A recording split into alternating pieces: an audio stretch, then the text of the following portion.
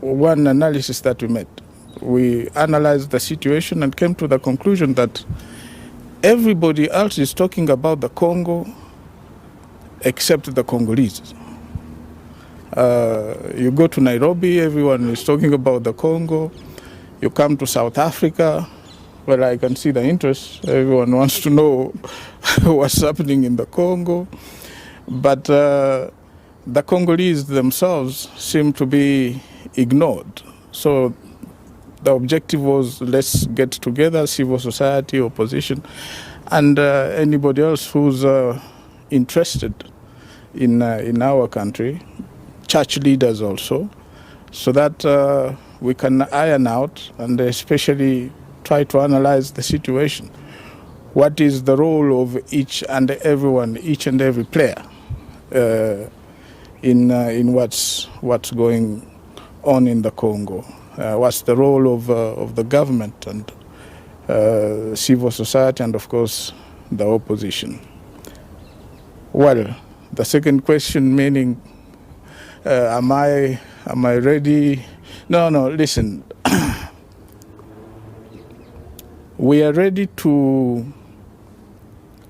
work, honestly work for peace, actively work for peace, and that was our attitude 22 years ago when we came to Sun City and signed the agreement. Our attitude today, being much more informed, is definitely to stand up again and be on the move, work for peace in any capacity that we can. Mr. President, the role of the region and neighboring countries and the international community, what could be the role of other stakeholders outside the DRC in assisting the DRC again to have a peace process, as we see that Luanda talks are very shaky. It looks like it's a start and go.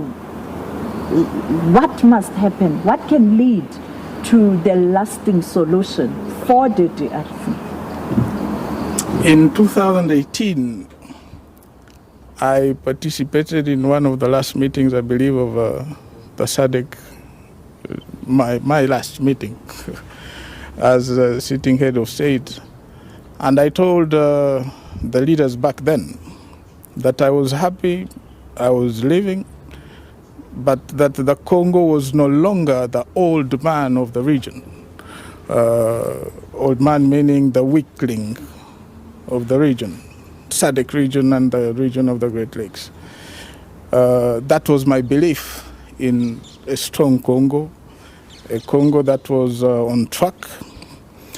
But yes, 6 years later, we are almost close to square one, the point of departure.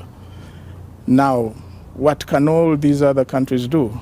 I believe it should not be a cyclic thing where 5 years down the road you have peace, 10, 15 years later you have war.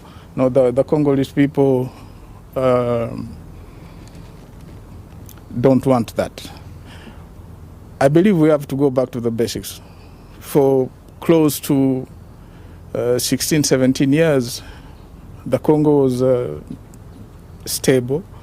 Not 100% stable, but stable enough for it to move forward in as far as economic development and other areas were concerned.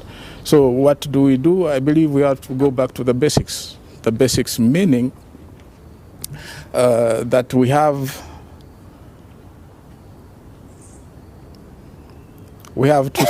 to ask ourselves the question, where have we gone wrong? And I believe where we've gone wrong is that a number of mistakes have been made in as far as respect of rule of law, the constitution, governance, and all those. We have to go back to that. What can these regional countries or regional neighbors of the Congo do? Probably the same thing as in 2002 support a process or a peace process and move forward.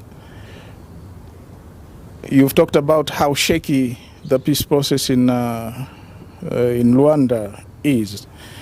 I believe that it's just the dynamics. People have not yet oiled the machine, but hopefully things will get back on track, and people will start honestly talking of peace. Mr. President, hello, Nellie Payton from Reuters. How do you respond to